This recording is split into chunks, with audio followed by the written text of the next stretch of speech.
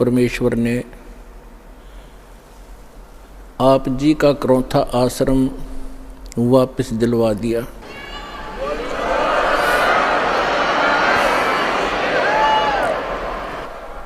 न्याय मिला, भले ही देर से मिला। कहते हैं सत्य को कुछ दिन दबाया तो जा सकता है, मिटाया नहीं जा सकता। आज हमारा वो सर्व गंध हट गया जो दुष्ट लोगों ने अफवाहें फैलाई थी, हमारी छवि को धूमिल करने की चेष्टा की थी। हमारे सब भक्तों ने मिलकर परमात्मा के यथार्थ ज्ञान को अपने सब भाई बहनों तक पहुंचाया और जनता को सच्चाई का पता लगा। और आप देख रहे हैं कैसे उमड़ उमड़ कर परमात्मा के बच्चे सतलोक आश्रम बरवाला में दीक्षा प्राप्त करने के लिए आ रहे हैं। परमात्मा कहते हैं कि भगत बीज पलटे नहीं, चाहे आए पड़ो सो झोल, और जय कंचन बिष्टा पड़े घटे निता का मोल।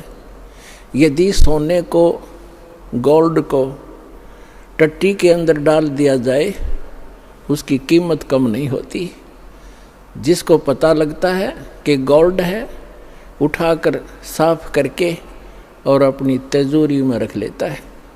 तो पुण्यात्माओं, हमारे ऊपर जो गंध डाला था, आज जनता को पता चला कि सोने के ऊपर ये दुष्ट लोगों ने कूड़ा करकट डाल दिया था। आज साफ होने पर पता चला कि who is Rampal, who is Kabir God, और क्या था सतलोक आश्रम करौथा की सच्चाई। पुण्यात्माओं, दुष्ट लोगों का स्वभाव ही होता है दुष्ट कर्म करने का, और साधु संतों का काम होता है, स्वभाव जो उनका होता है परमार्थ ही करने का। और कबीर साहब ने हमें शिक्षा भी दी है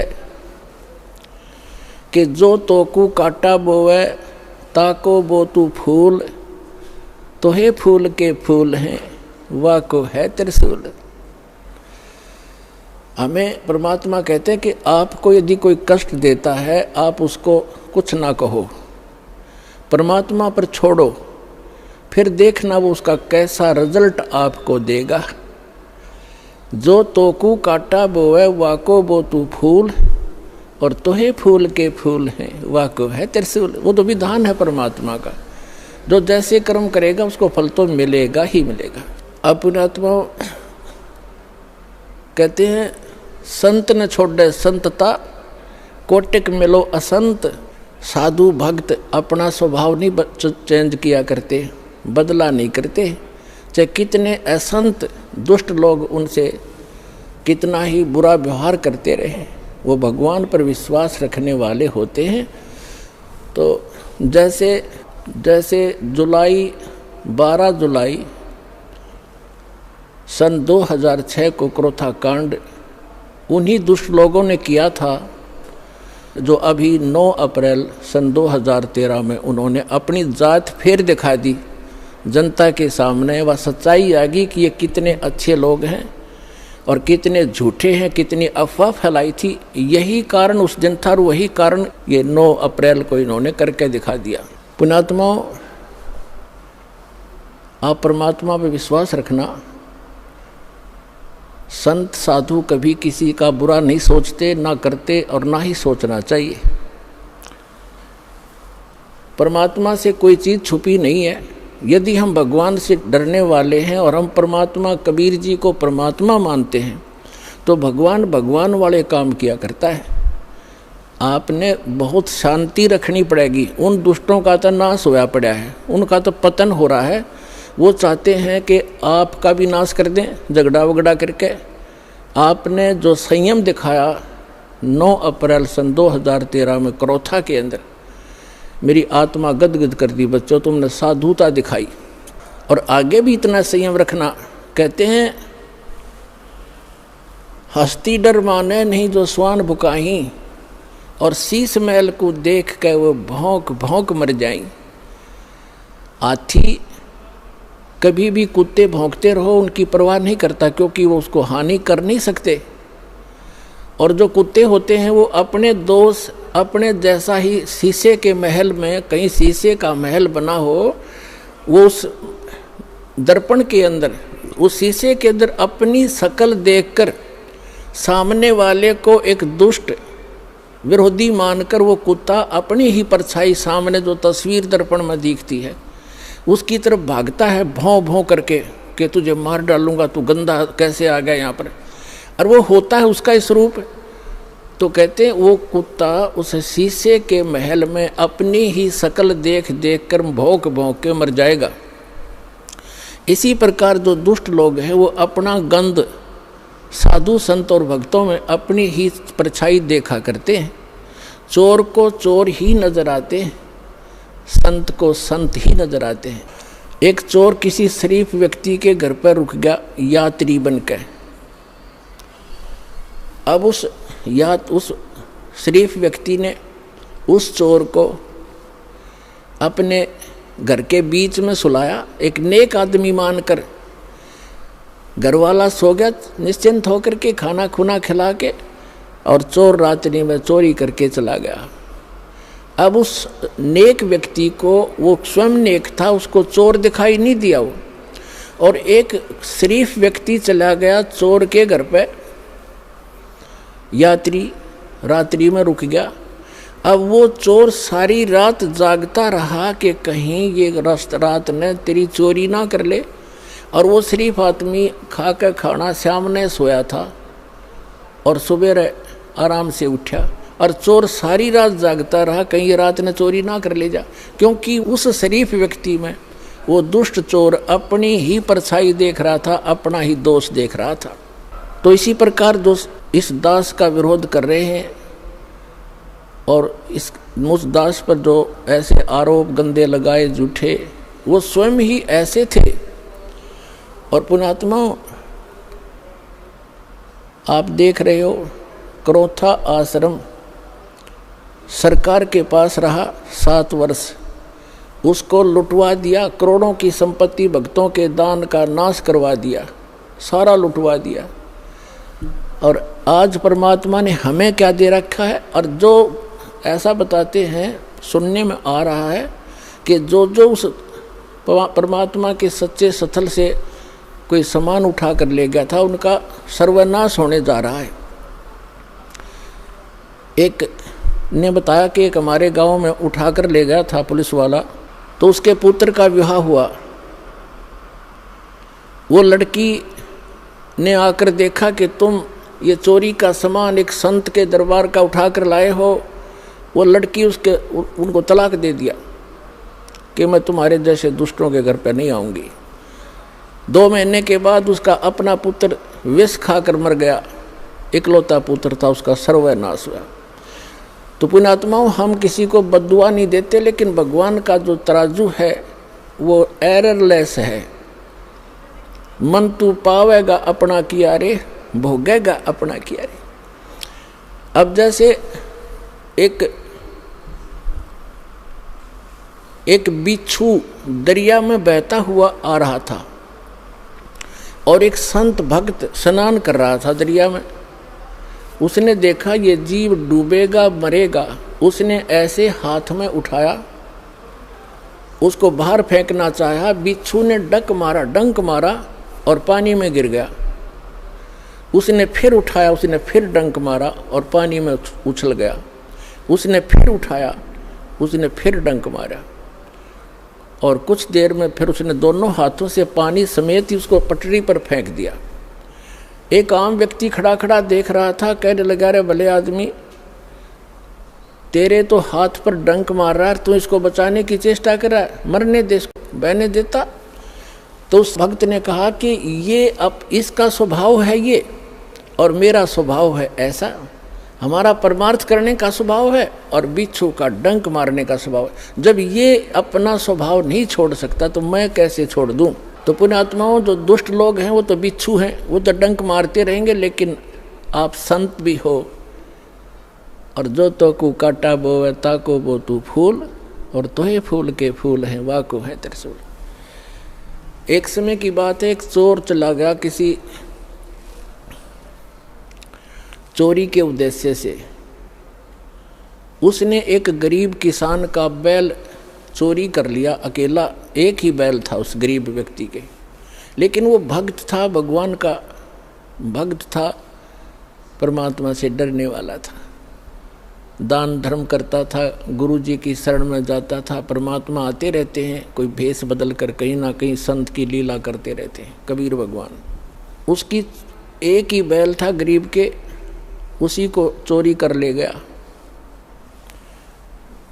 अब उस चोर ने, जैसे वो 100 रुपये का बैल था, उसने तो 20 रुपये में बेच दिया, उसका कौन सा धन था, बेचकर, और पुराने समय की बात है, उसको कर दिया वो खा खर्चे।